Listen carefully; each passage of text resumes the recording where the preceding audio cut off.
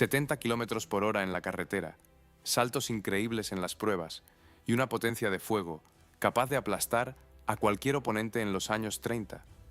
Este tanque era adorado por su salvaje dinámica y considerado la principal carta de triunfo de la guerra futura.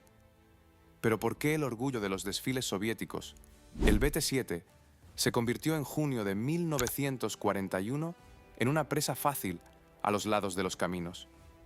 ¿Fue un error fatal de diseño o una táctica errónea arruinó a esta máquina única? Hoy quitaremos el velo de los mitos de la legendaria 7.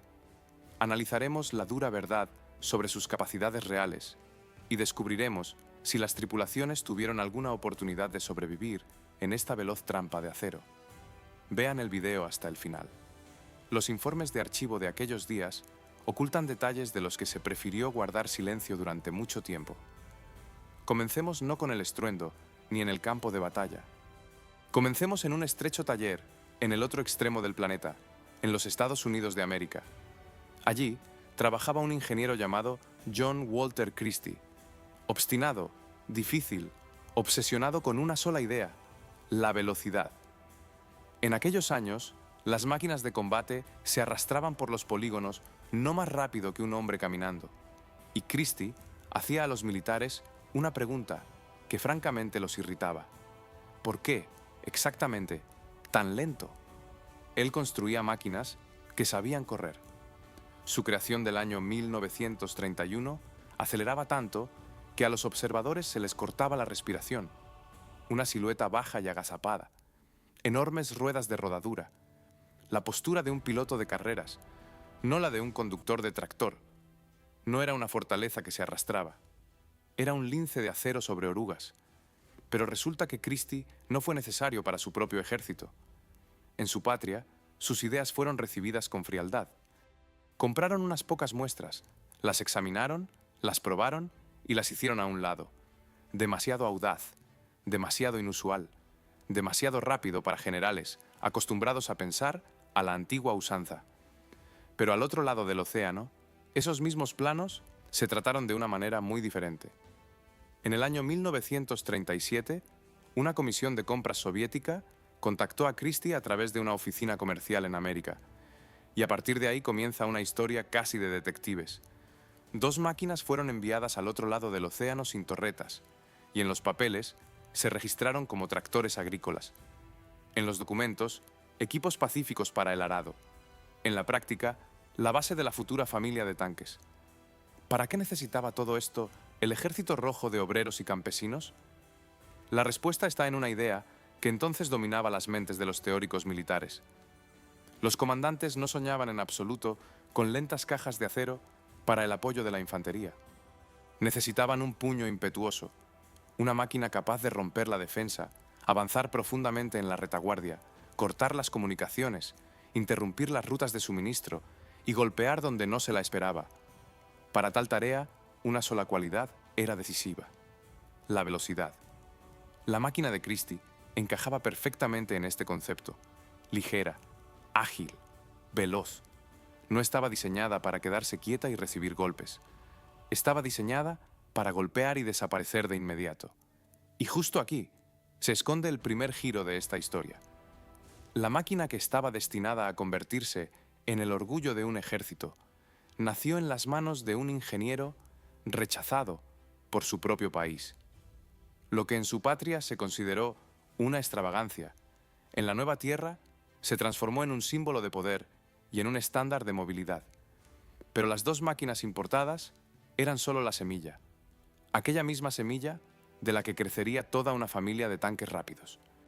Y cada uno de los siguientes resultaría ser notablemente más temible que el anterior. La primera máquina de serie de la familia fue el BT-2. Se puso en la línea de montaje en el año 1932, y a decir verdad, el primogénito salió algo inmaduro.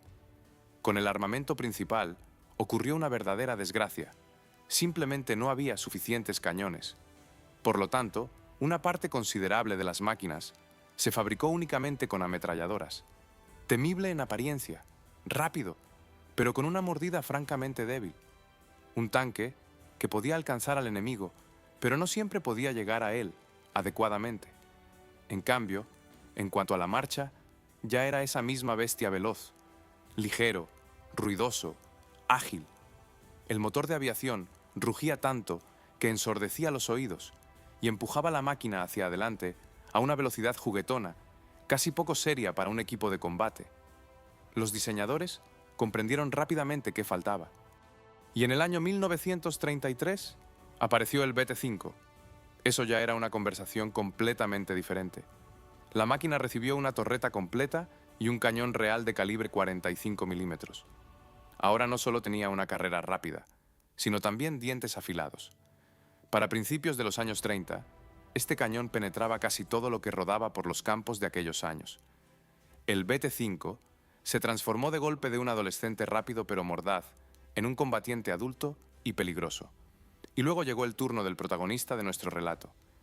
En el año 1935 entró en servicio el BT-7, y esta fue la cumbre de toda la línea. El chasis se soldó de nuevo, de manera más limpia y fuerte. Se instaló un motor más confiable y con mayor torque. Se aumentó la capacidad de combustible y con ella la autonomía de marcha. Un poco más tarde, la máquina recibió una nueva torreta de forma aerodinámica y biselada. Aquella misma por la que se la reconoce en cualquier crónica antigua. Con cada generación, el tanque se volvía más temible, más rápido, con mayor alcance, más cómodo para quienes se sentaban dentro. Pero esto es lo que es verdaderamente importante.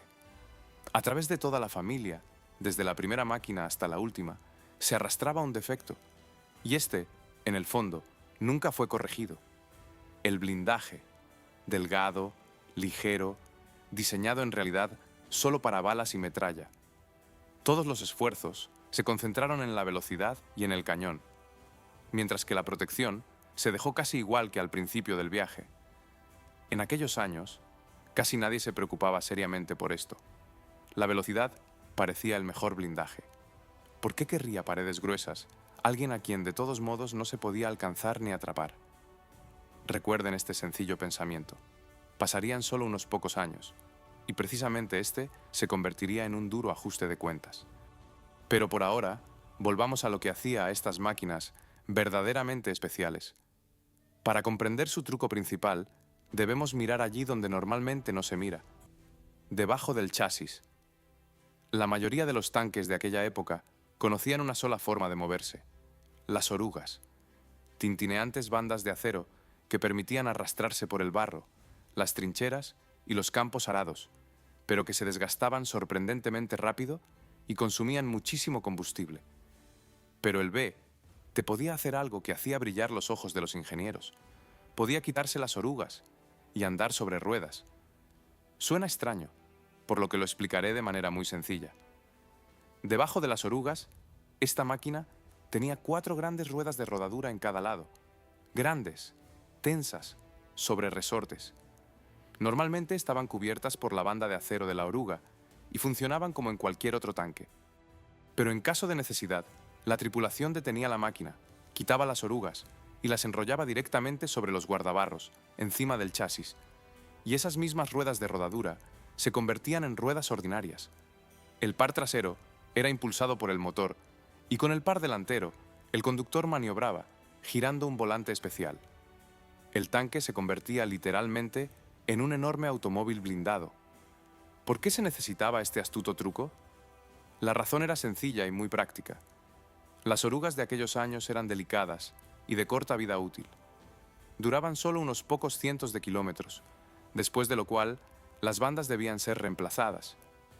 Y hasta el lugar del combate, las máquinas a menudo debían recorrer un largo camino por sus propios medios. Y justo aquí, las ruedas ayudaban. En una buena carretera, el tanque rodaba sobre sus ruedas, ahorrando las valiosas orugas y además ahorrando combustible. Y directamente en la línea de frente, la tripulación volvía a colocar las bandas y avanzaba sobre cualquier terreno difícil. El cambio de un modo a otro lo lograba una tripulación entrenada en aproximadamente media hora de trabajo manual, y ante uno se encontraba prácticamente otra máquina. Y ahora lo más importante: sobre ruedas, en una carretera plana, el BT-7 aceleraba más rápido que muchos automóviles de pasajeros de aquellos años. La caja de acero de varias toneladas corría por la carretera de tal manera que los que venían en sentido contrario la miraban con la boca abierta. Eso fascinaba. Y precisamente eso, por extraño que parezca, también la metía en problemas. ¿Por qué una máquina rápida puede meterse en problemas precisamente debido a su velocidad? Veremos la respuesta pronto. Por ahora, retengamos esta imagen en la memoria. Una silueta baja, orugas desmontadas y colocadas sobre los guardabarros, el zumbido constante del motor y una veloz sombra de acero que vuela por la carretera hacia donde nadie la espera. La velocidad impresionaba sin palabras, pero lo que aseguraba esta velocidad ocultaba una trampa seria en su interior. ¿Qué le daba a la máquina su famosa agilidad? El corazón. Más precisamente, un motor que originalmente no había nacido en absoluto para un tanque. En el compartimento del motor del BT-7 se encontraba el motor M17. Por su origen, este era un motor de aviación, el mismo tipo que elevaba los aviones al cielo. Aproximadamente 400 caballos de fuerza. Para una máquina con una masa de combate de unas 14 toneladas, esto era una generosidad enorme, casi exagerada. Coloquen tal corazón en una caja de acero y la llevará hacia adelante como poseída. De ahí provenían todos los récords. Más de 50 kilómetros por hora sobre orugas y cerca de 70 sobre ruedas en una buena carretera. Pero este corazón apasionado tenía un lado oscuro. El motor de aviación funcionaba con gasolina, y la gasolina es una sustancia delicada y altamente inflamable. Ahora sobre el blindaje. Las paredes del BT-7 eran muy delgadas, entre 13 y 22 milímetros. Para hacerlo más gráfico, esto es un espesor de aproximadamente un dedo, no más. Esta protección detenía con seguridad balas y metralla, y con eso, en esencia, se agotaban sus capacidades. A principios de los años 30, esto era más que suficiente. Cañones contra tanque había muy pocos, y una pared delgada parecía un precio razonable por la ligereza y la rapidez. Pero las ideas sobre el combate cambiaban mucho más rápido que la máquina misma. Y estas dos cualidades, el blindaje delgado y la gasolina inflamable, formaban juntas una combinación muy peligrosa. Un solo impacto afortunado era suficiente. El proyectil perforaba la delgada pared, alcanzaba el combustible y la máquina quedaba envuelta en llamas en cuestión de segundos. A la tripulación le quedaban solo segundos para salir al exterior. Los propios tanquistas trataban a su máquina con cariño, la llamaban afectuosamente Betesca, la amaban por su carácter indómito, por la velocidad, por su docilidad.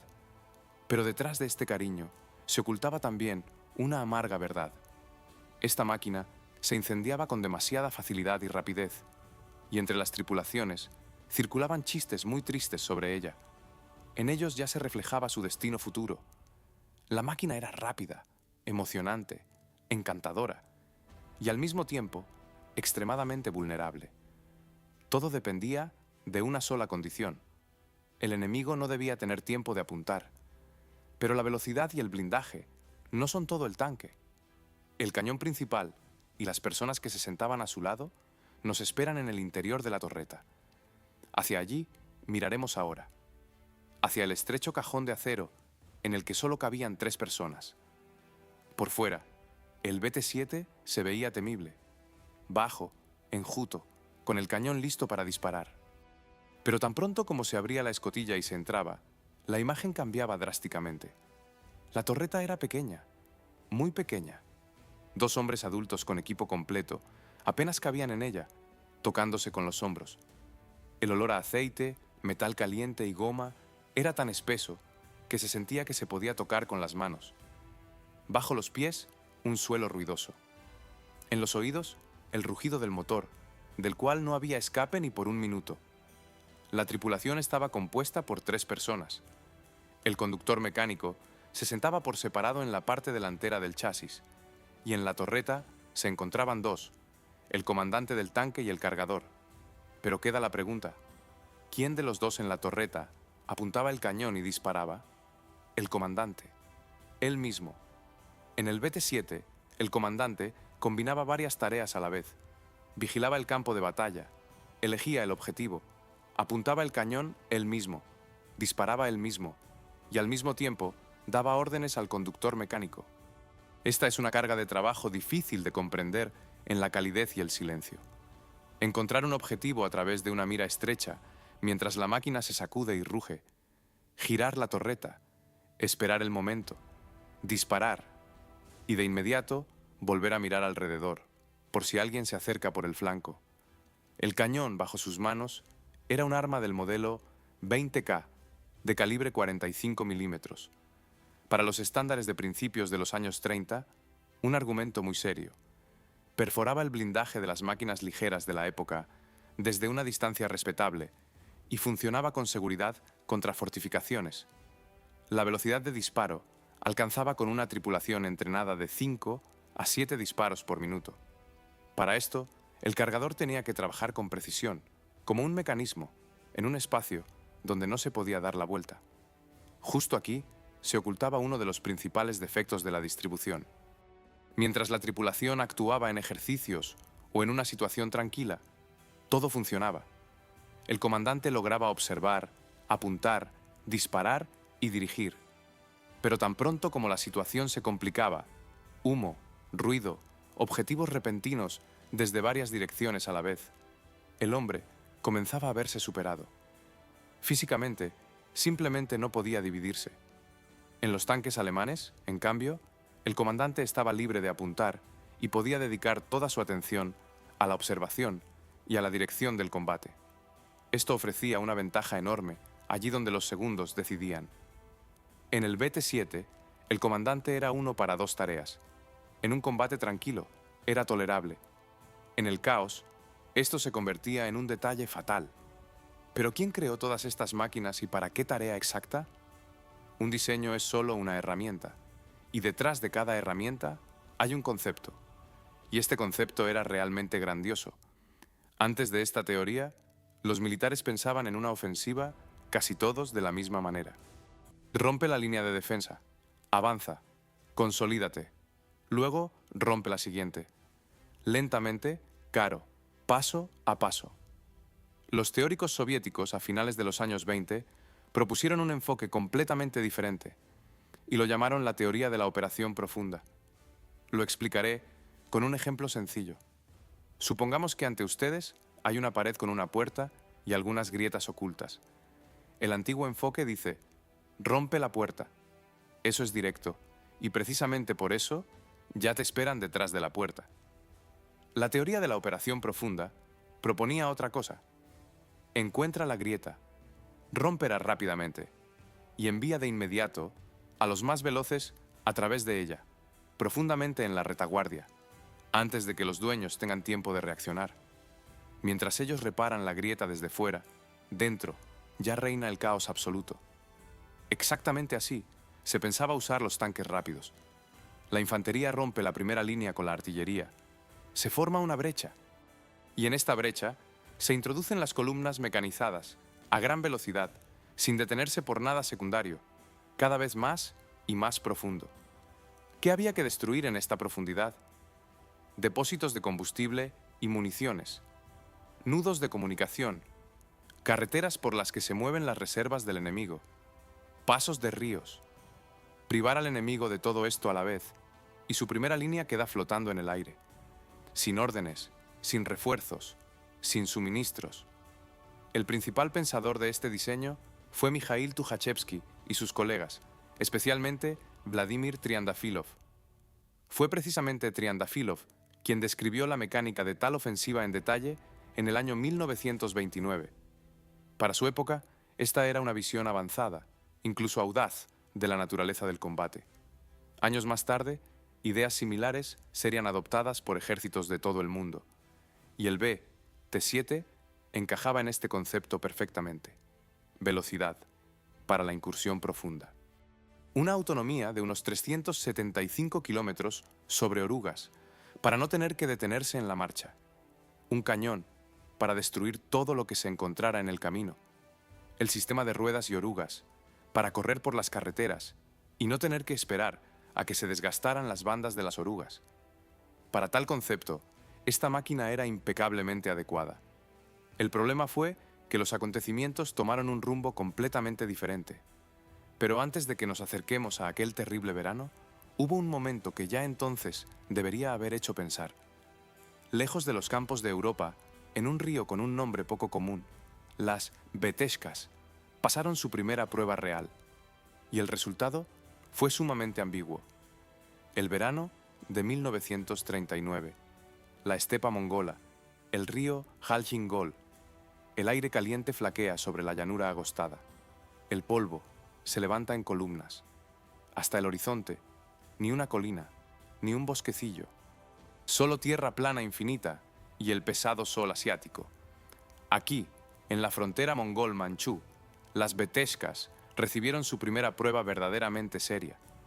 De mayo a septiembre, las fuerzas soviéticas y japonesas mantuvieron un duro enfrentamiento fronterizo, y por primera vez los tanques rápidos entraron exactamente en las condiciones para las que habían sido creados: terreno abierto, amplio espacio para maniobras. La tarea: romper, rodear, cerrar el anillo. En agosto, el comandante de las fuerzas soviéticas, Georgi Zhukov, llevó a cabo una operación de la que se habla hasta el día de hoy. Los tanques rápidos avanzaron por los flancos, rodeando a las tropas japonesas desde ambos lados simultáneamente. Este fue precisamente el profundo movimiento de flanqueo sobre el que Triandafilov había escrito. Las máquinas hicieron exactamente aquello para lo que habían sido construidas. Las unidades japonesas quedaron rodeadas. Y justo aquí, en estos combates, salió a la luz todo el dolor de la inflamabilidad. La infantería japonesa encontró muy rápidamente una respuesta a los tanques soviéticos. Sencilla, barata y despiadada. La botella de líquido inflamable. Los infanteristas dejaban que las máquinas se acercaran mucho y lanzaban las botellas directamente sobre el compartimento del motor o debajo de las orugas. El blindaje delgado no resistía el fuego. El motor de gasolina hacía su trabajo al instante. Las pérdidas de material por este método fueron eclatantes. Unidades enteras perdieron sus máquinas, no por fuego de artillería, sino por soldados con botellas en las manos. La conclusión estaba directamente a la vista. Un motor de gasolina en el combate cercano con la infantería era una vulnerabilidad seria, especialmente cuando el blindaje solo detenía balas. Los diseñadores escucharon esta señal. Fue entonces cuando comenzó el trabajo en un nuevo motor, el motor diésel V2, notablemente menos propenso a los incendios. La versión con este motor recibió la designación BT-7-M y entró en producción para el año 1940. Un paso correcto en la dirección correcta. Pero de estas máquinas se fabricaron un poco menos de 800 unidades.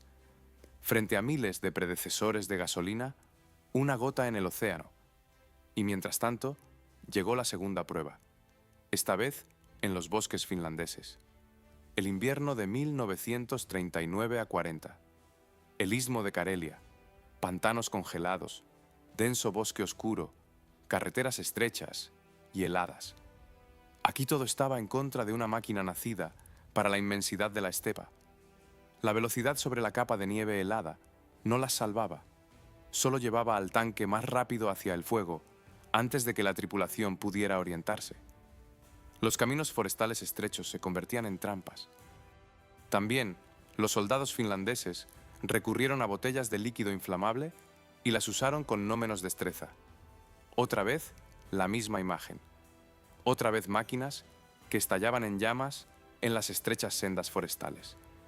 Las lecciones estaban a la vista. Estaban escritas en los informes, en los despachos, en las actas de pérdida de material. Pero el tiempo para reentrenar a todo un ejército y equiparlo con máquinas de un principio nuevo casi se había agotado. El año 1940. Europa Occidental presenta al mando soviético algo completamente inesperado. Las columnas de tanques alemanas cruzaron Francia en 6 semanas. En 6 semanas, un país con un ejército moderno, fortificaciones serias y una larga historia. Los generales miraban los mapas de operaciones y no creían lo que veían. Eso era exactamente sobre lo que Triandafilov había escrito, solo que eran máquinas ajenas, no soviéticas.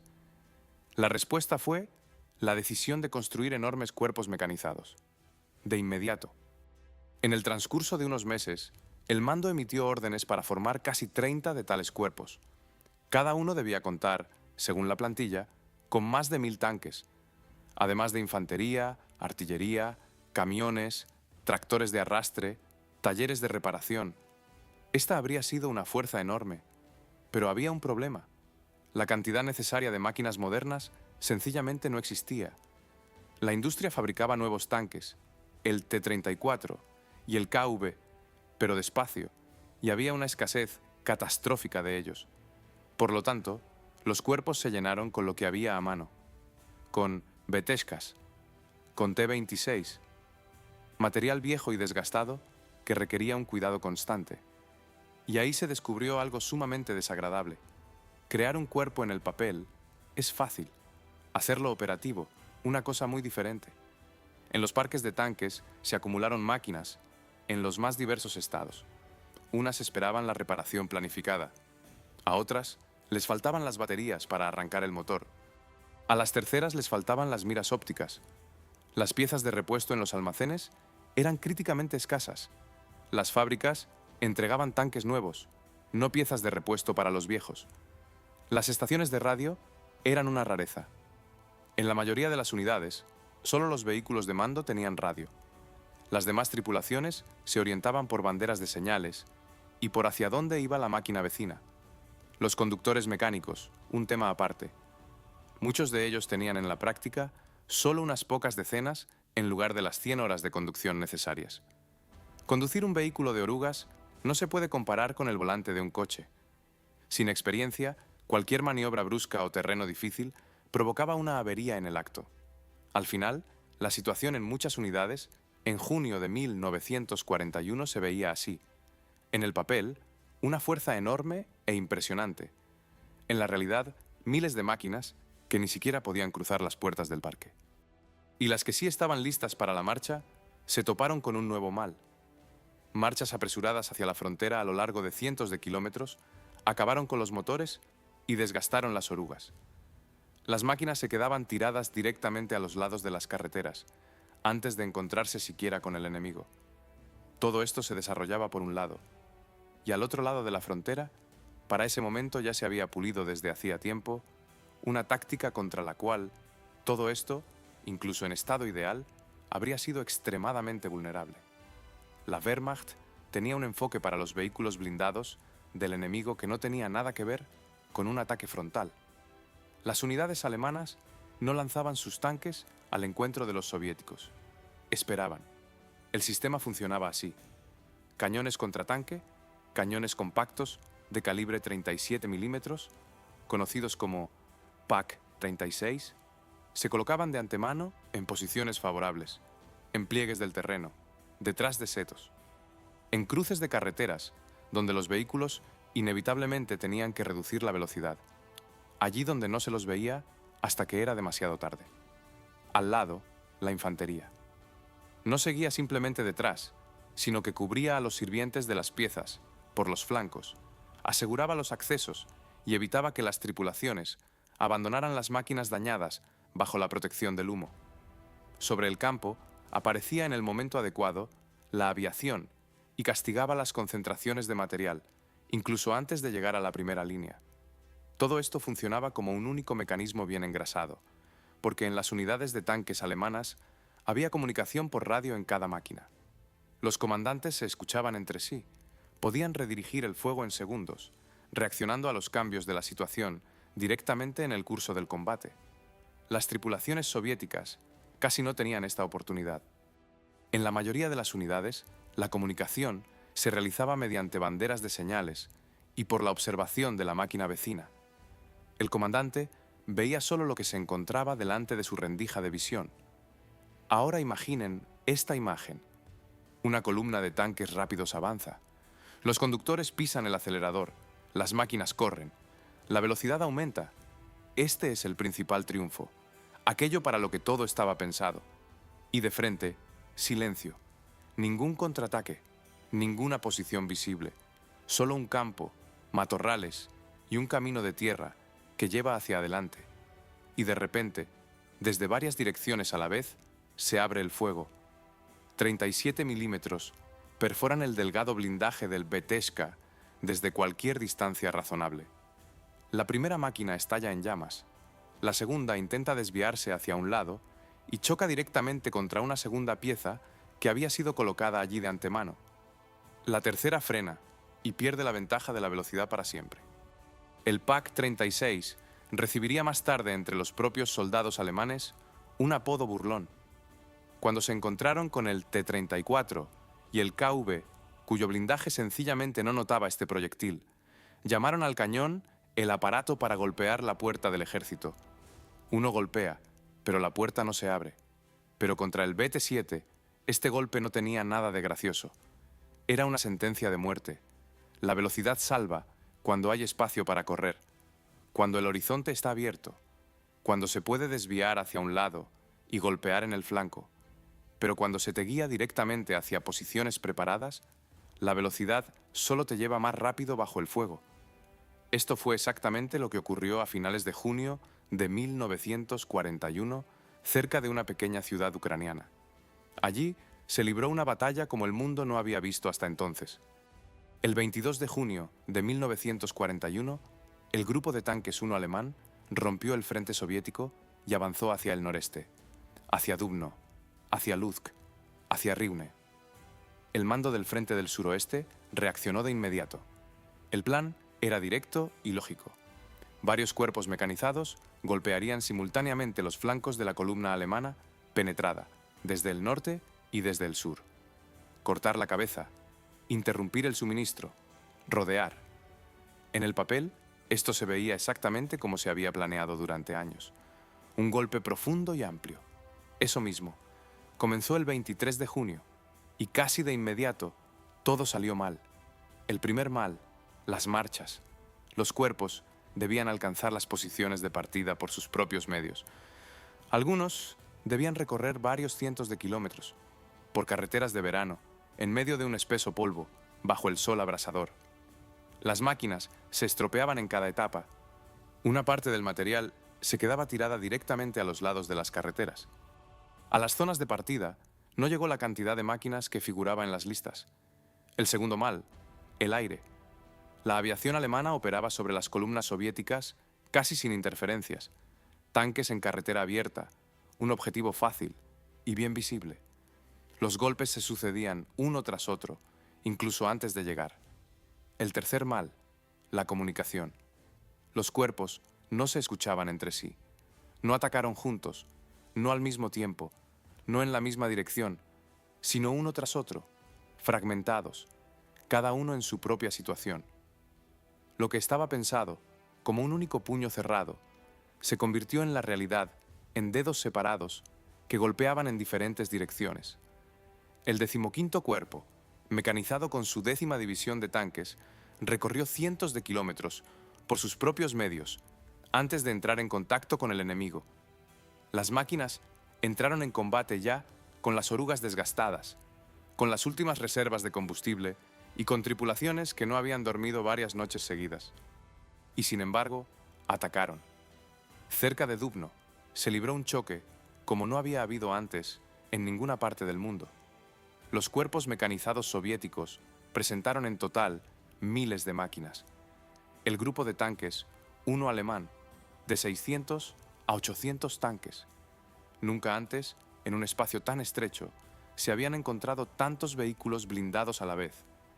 En estos combates, las tropas soviéticas causaron pérdidas sensibles al enemigo y retrasaron el avance alemán unos días.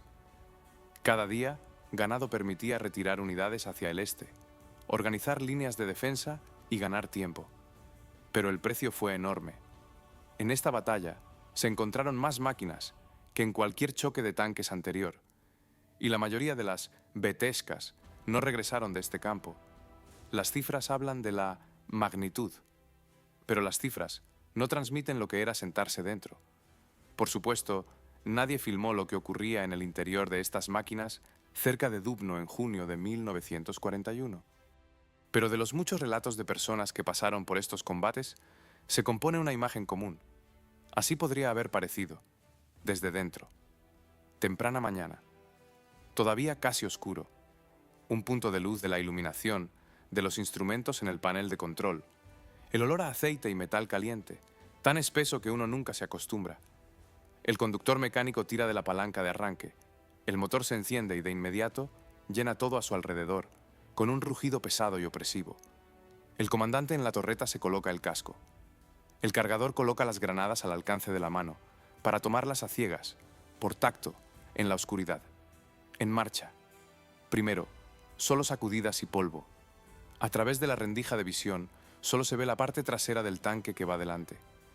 A veces se pierde en una nube de polvo, y entonces se conduce casi a ciegas.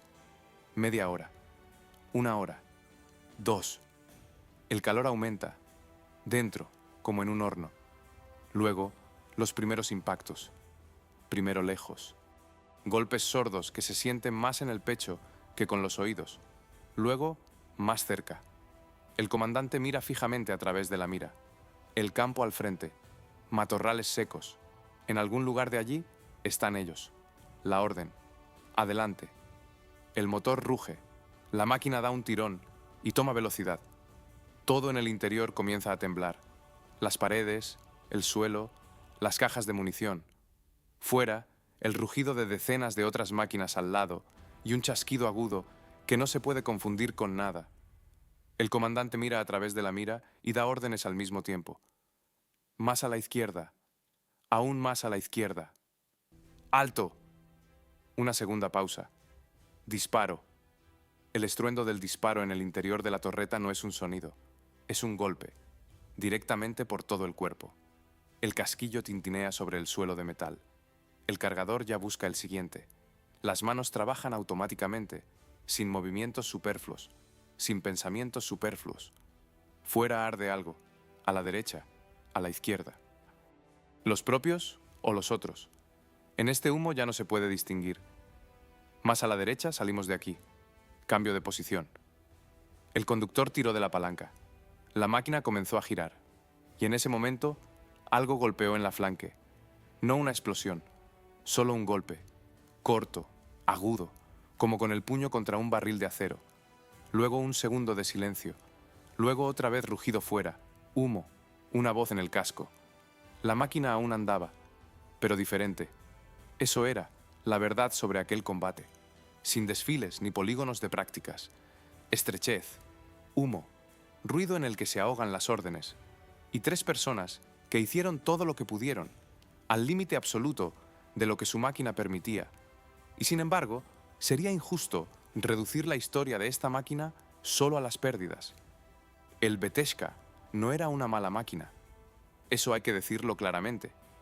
Cuando se la lanzaba sin infantería y sin exploración a ataques frontales contra posiciones preparadas, ardía. Cuando se la utilizaba como estaba pensado, golpeaba, esquivaba y golpeaba de nuevo. Y tales comandantes existieron. En los primeros meses de combates, algunos oficiales encontraron la forma correcta de utilizar esta máquina. No correr directamente hacia una posición fortificada, salir al flanco, golpear, no quedarse quieto, esquivar antes de que el enemigo dirija el fuego, y otra vez, desde otro ángulo, desde otro lado. Esto se llama la táctica de la emboscada y del cambio rápido de posición. Para el BT-7 era idealmente adecuada. Ningún otro tanque de aquella época podía hacer eso más rápido. Un disparo, y a los pocos segundos, la máquina ya estaba en un lugar completamente diferente. El sirviente de un cañón contratanque no lograba apuntar de nuevo. Otra área donde el Beteshka encontró su lugar fue la exploración. Las unidades de exploración la valoraban precisamente por su velocidad. Avanzar, detectar la posición del enemigo, transmitir los datos. Desaparecer antes de ser atacado. Esta tarea no requiere un blindaje grueso, requiere rapidez. Y aquí, el BT-7 permaneció prácticamente sin competencia. La máquina trabajó en misiones de exploración mucho más tiempo que en la función de tanque de línea. Allí donde se valoraba la movilidad y no la resistencia bajo el fuego, siguió siendo útil mucho tiempo después de que el frente se hubiera trasladado hacia el este. Pero el giro más inesperado de esta historia no está conectado en absoluto con las unidades soviéticas. La Wehrmacht capturó en el año 41 una gran cantidad de Beteshkas en estado operativo o fácilmente reparable, y no las envió en absoluto a la fundición. Al contrario, una parte de las máquinas se puso en servicio bajo la designación alemana Panzerkampfwagen BT-700 42, con la letra R entre paréntesis, por Russisch, que significa simplemente ruso. Los alemanes las utilizaron en funciones de instrucción y auxiliares, no en las operaciones principales. Para estas tenían suficiente material propio, pero para la instrucción de las tripulaciones y para tareas secundarias, las antiguas Beteshkas soviéticas servían perfectamente. Esta es una verdad muy elocuente. Un enemigo al que no le faltaban máquinas propias consideró, sin embargo, estas piezas de botín lo suficientemente valiosas como para utilizarlas. Eso significa que la máquina misma tenía algo valioso, algo que merecía respeto. La máquina no tenía la culpa de cómo se la utilizaba.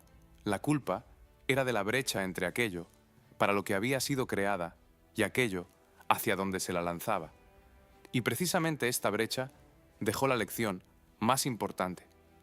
Hay una pregunta sencilla que se debe hacer al final de tal historia. ¿Quién tiene la culpa? ¿Los diseñadores que dejaron el blindaje delgado? ¿Los comandantes que lanzaron máquinas ligeras contra posiciones preparadas? ¿Los teóricos que predijeron mal el carácter de los combates futuros? La respuesta es, como de costumbre, más complicada que cualquiera de estas opciones. Ninguno de ellos actuó de mala fe. Los diseñadores construyeron el mejor tanque para las tareas que se les encomendaron. Los teóricos desarrollaron la doctrina para las amenazas que veían ante sí. Los comandantes actuaron bajo condiciones en las que a menudo sencillamente no había otra opción. El problema residía en el espacio intermedio, en la brecha entre cómo se imaginaba el combate futuro en el año 1935 y cómo se presentó en la realidad 6 años después. El BT-7 se creó para combates con flancos abiertos, con líneas de suministro extendidas, con espacio para maniobras, para enfrentamientos en los que la velocidad lo decidía todo, y bajo tales condiciones habría estado en su lugar. Pero la realidad trajo algo diferente, un choque duro desde el principio, un enemigo que no huía, sino que esperaba. Las tropas propias, en estado de reorganización incompleta. Bajo estas condiciones, la máquina solo podía salvarse mediante una doctrina flexible y klug, capaz de adaptarse rápidamente a las circunstancias cambiantes. Pero precisamente, la doctrina fue la que en las primeras semanas estuvo menos preparada para todo. La lección de esto es sencilla y ha superado los límites de la historia de la construcción de tanques hace mucho tiempo. Cada tecnología se crea para aquellas acciones de combate que uno se puede imaginar ahora. Pero luchar se debe en aquellas que realmente han ocurrido. La distancia entre estas dos versiones es el precio del error en la predicción. El T-34 y el KV, que sucedieron a las Beteshkas, llevaron precisamente estas lecciones en su interior. El motor diésel, precisamente aquel V2 que ya se había probado en los últimos BT-7M, el blindaje inclinado en lugar del vertical, el proyectil se deslizaba en lugar de perforar. Un cañón capaz de actuar no solo contra objetivos ligeros. El cambio costó tiempo. Tiempo valioso. Pero fue precisamente el BT-7 el que con sus amargas experiencias del año 41 preparó el camino para aquellas máquinas que finalmente cambiaron el curso de los acontecimientos. Esto también es parte de su herencia, invisible, pero real. Y justo aquí se debe detener uno por un momento. El espectro veloz de los años 30. Pasó de largo por los desfiles de antes de la guerra, impetuoso, brillante, casi irreal. Corrió por ejercicios y récords de velocidad. Se encendió brillantemente en los primeros meses de combates y desapareció. Demasiado rápido, pero la huella quedó. En las oficinas de diseño donde se proyectaba la siguiente generación de las máquinas. En las normas de servicio que se reescribieron teniendo en cuenta las amargas experiencias. en aquellas tripulaciones que superaron aquel verano y transmitieron sus experiencias a quienes vinieron después. Las máquinas vienen y van. Las lecciones, si se escuchan, quedan para siempre. Les agradezco por ver el video. Hasta pronto.